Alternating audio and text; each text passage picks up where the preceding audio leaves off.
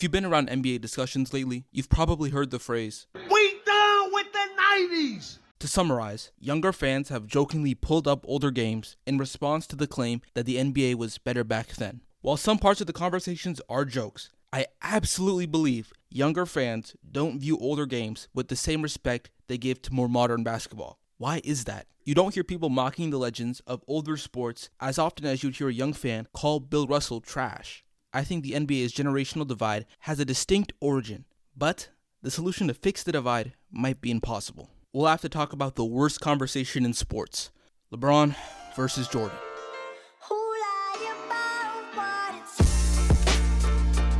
How great LeBron has been can be viewed as the beginning of this problem. We could go back to 2003, but I'm pretty sure you know LeBron James has been dominating basketball. As time passes, LeBron achieves more, which gives fans more to compliment, with this praise eventually reaching the level it's at today. LeBron has put himself in the GOAT conversation. MJ fans see this and disagree. LeBron isn't the greatest, the guy they saw dominate the 90s was. The thing is, it's hard to ignore the present. We are seeing someone perform at an elite level with historic longevity. So, some fans begin to romanticize Jordan's time and downplay the modern NBA. Doing that makes LeBron look worse while making Jordan look better. The GOAT debate isn't the only reason older eras get glorified. Some people might like the style of play or the stars back then more. Some might feel nostalgic for the NBA they grew up on. And some might just prefer the NBA around that time. But the GOAT debate is a big reason why fans will praise the past while diminishing modern basketball. When fans devalue modern times while overvaluing the past, the reaction will be that other fans will devalue the past while overvaluing modern times. If you call the NBA soft nowadays, you shouldn't be surprised if you hear someone say Jordan played against plumbers. Both groups are doing the same thing, hating on the era they don't like while overvaluing the era they love. This conversation then turns into a chicken or the egg situation, where both groups go back and forth, dividing themselves. Typically, older fans defend the past while younger fans defend the present. This is the NBA's generational gap. Old fans hate the present and young fans hate the past. Keep the GOAT debate in mind, and then remember all the other basketball conversations you have heard that have to do with all-time placement. The focus on all-time rankings creates division between fans of different eras. This is the main problem, but another aspect of NBA discussion multiplies the issue.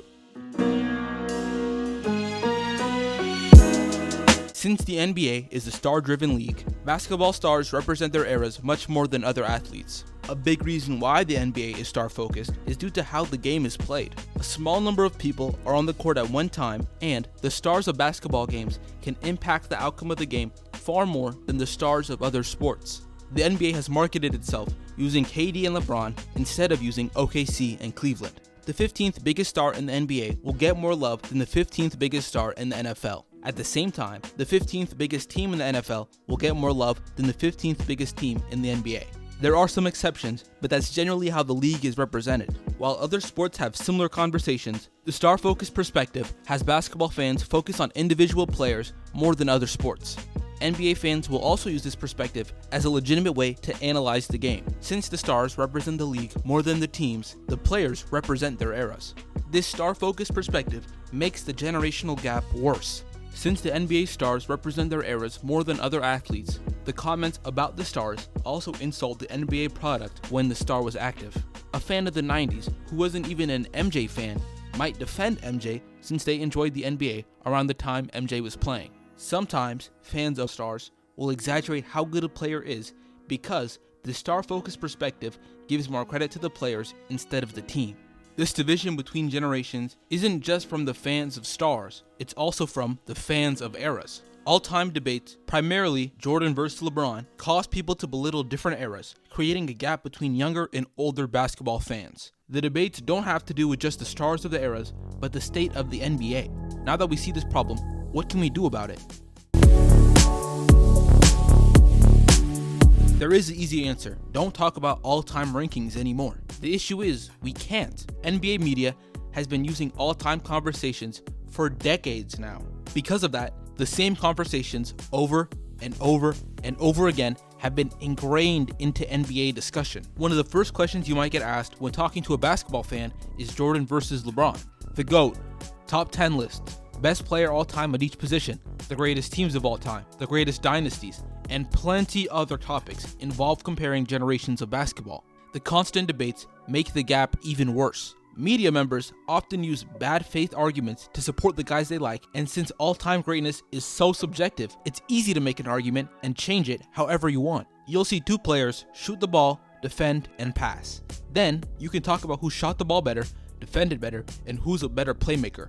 You can't do the same thing when talking about who's greater. If Kendrick Perkins said Giannis is a better shooter than Steph, you can pull up shooting numbers and film to prove him wrong. If Kendrick Perkins said Giannis is greater than Steph, how do you say he's wrong? You can use things like accolades, stats, longevity, and impact, but the standards for greatness are different for everyone. What if defense and rebounding are what Perk cares about? The sad thing about this situation is that media members usually get rewarded for making bad takes. Bad takes bring in engagement, and engagement brings more money. The media members are well aware of this. Besides all-time conversations, the NBA media knows bad takes they might not even believe in about Steph or LeBron will do more numbers than a segment looking at how good the Magic have been.